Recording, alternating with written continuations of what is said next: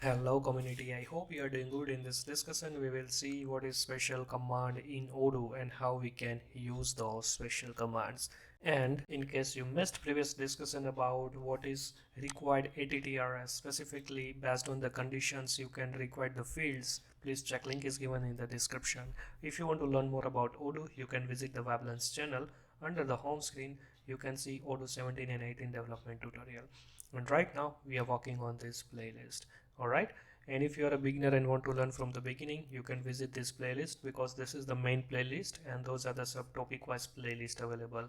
Alright, and guys, if you didn't subscribe this channel, please subscribe. It will help me a lot, plus it will give you the latest notification about upcoming sessions. So let's back to our main topic, what is special commands.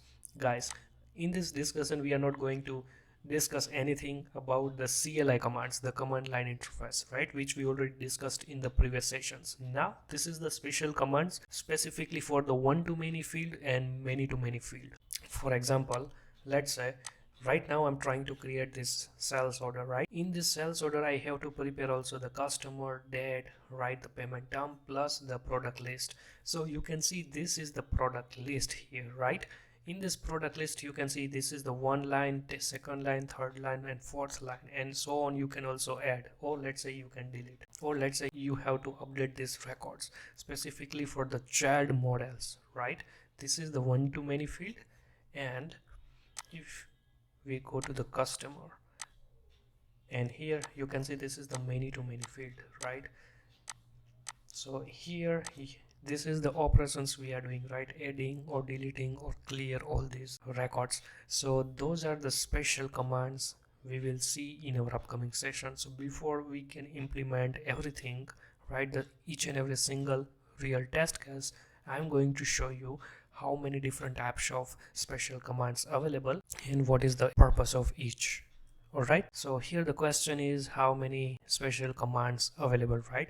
So here 7 types of special commands available. We will see each and every in detail, but we will not do any practical because in this discussion we are going to learn only the theoretical part, not the practical part. In our upcoming sessions we are going to see all the upcoming parts, but before you are doing some practicals you should know about what is the purpose of each special commands. Alright, so the first command is the create command. For example, let's say if I'm going to the sales order, right? If you are trying to create the sales order and you have to also add in this main sales order create method, you have to also add these lines, right? You don't need to call individual create method of sales order or sales order line. In the sales order, while you call the create method, it will automatically create this line. So here this line specifically we can call the create as a command, right? Here you can see two types you can define. One is the short name and another is the full name. So let's talk about the short name. So when you prepare the vals of the main create model, right, in that case, in that vals you have to pass in the tuple. There are 3 parameters you have to pass. The first one is the 0, 0, that one is the prefix, and then after comma we have to provide the dictionary. In the dictionary we can use like name equal to that product name, then product underscore id, that id, then after unit price. I'm talking about the sales order line. All right, so here that part we have to use something like that way. But let's say if you don't want to use the short name, then we can directly use here the create as a special command, and in this case the short name, right, we are using comma like 0, 0, so that one we don't need to use here. We just need to use only the dictionary part and that's it. So this is specifically for the create method. Okay, I hope you understood about that part. But let's say for that specific CLI commands, right, here you can see this one. So this is the special commands. Already I explained in the older version, but now we are talking about the short as well as the full name. But here this is specifically for the Odoo 12, 13, 14, right? But upcoming versions they change with the new name, the full name. So hope you understood about the first special command. The second is the update special command, right? So here, let's say in this sales order, right, if you are trying to update something here, the quantity or the product change or in the unit price, right, Here, what Odoo does is it uses the special command. Why? Because in the right method of the cells order, they are trying to pass these lines well using the special command. So what is the main benefit is it won't be once you click to here the save, right? So it calls the cells order right method, not the cells order line right method. So that is the main difference here. In this reason, right, we can use the update command. So here again, there is a two ways you can do the short name or using the full name. So the short name, we can again pass the three parameters.